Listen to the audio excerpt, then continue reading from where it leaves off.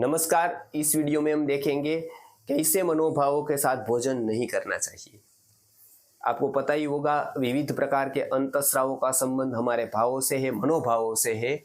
और वो मनोभाव जब विकृत हो जाते हैं तब इसकी असर पाचक रस पर पड़ती है, और वो पाचक रस विकृत हो जाते हैं तो खाया हुआ अन्न पचता नहीं है, और वो खाया हुआ अन्न नहीं पचता है तो अनेक प्रकार की विकृति करता है। इसके लिए आयुर्वेद ने मनोभाव का सीधा संबंध पाचक रसों के साथ और पाचन के साथ माना है। इसलिए केवल और केवल आयुर्वेद द्रव्य का विचार नहीं करता है, केवल शारीरिक परिस्थिति का विचार नहीं करता, अपितु मनोभाव का भी वर्णन करता है। इसके लिए आयुर्वेद में बताया गया तन मना भुंजीत। तो पूरे के पूरे मन के साथ भोजन करो, लेकिन किस प्रकार के मनोभाव के साथ भोजन न करो, तो आयुर्वेद में भोजन के लिए किस मनोभाव के साथ नहीं करना है, इसके लिए सर्वप्रथम सूत्र ये बताता है काम का भाव नहीं होना चाहिए, यानी कि अकाम से भोजन करना है। काम का भाव, सेक्स का भाव नहीं होना चाहिए।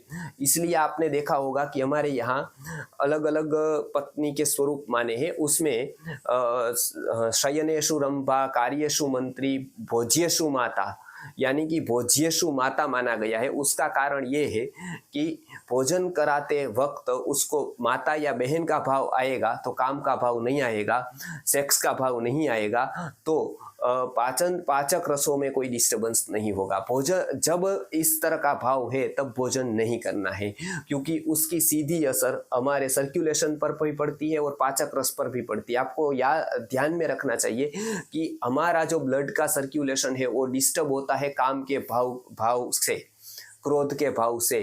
तो इसलिए सर्वप्रथम ये बताया अकाम का भाव होना चाहिए, काम का भाव नहीं होना चाहिए, सेक्स का भाव नहीं होना चाहिए। दूसरा सूत्र ये बताता है अक्रोध, यानी कि यदि हम क्रोध करते हैं तो उसका जो क्रोध करते भोजन करते वक्त यदि क्रोध करते हैं या क्रोधावस्था में भोजन करते हैं तो इसकी असर पूरा के पूरे 1 महीने तक रहती है, क्योंकि धातु बनने की जो प्रोसेस है ये वो आयुर्वेद में 30 दिन और 4 घंटे तक मानी गई है। तब सप्त धातु का निर्माण होता रहता है।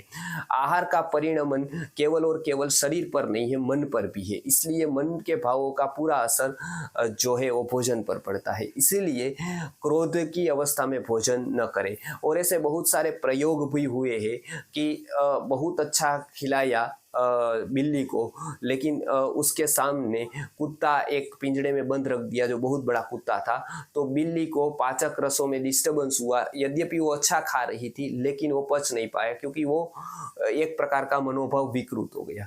तो इसलिए क्रोध का भाव नहीं होना चाहिए। फिर चंचल चित्त नहीं होना चाहिए। इधर उधर की बातें करते हैं, चित्त कहीं और होता है, तब पूरा पचता नहीं है, क्योंकि पाचन का संबंध मन के साथ है, पाचक रसों का संबंध मन के साथ है। आपको ऐसी आदत भी बहुत लोगों को होती है कि टीवी देखते देखते भोजन करते हैं, क्रिकेट देखते देखते भोजन करते हैं, या फिर कुछ भी यदि वो कुछ काम करते करते भोजन करते हैं तो वो चंचल चित्त हो जाता है, दूसरी जगह चित्त होता है, एक से अधिक विषयों पर चित्त होता है। तब पाचक रसों में डिस्टर्बेंस आता है और बहुत सारे पाचक संबंधित बीमारियां होती है। इसके लिए चंचल चित्त पर भोजन न करें। आगे अभय, भय का भाव हो तब भोजन न करें। आपको पता ही होगा, आपको बहुत भूख लग गई है, आप भोजन को बैठ गए हैं, तो भोजन का ये नियम बताता है कि आप भोजन को बैठ गए हैं और बहुत तीव्र भूख लगी है और उसी समय फोन आ जाता है कि किसी का, आपके नजदीकी मित्र का एक्सीडेंट हुआ है, तो आपको आश्चर्य होगा कि जो 2 घंटे से आपको तीव्र भूख थी वो 2 सेकेंड में आपको भूख चली जाएगी। तो वो किसके कारण चली गई? वो भय के भाव के कारण चली गई।